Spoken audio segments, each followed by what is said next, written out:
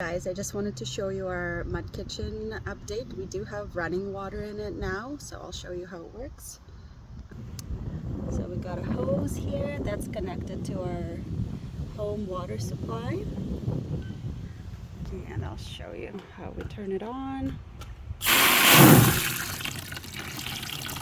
It's a little bit violent to start with, but you know, slows down. Ta-da!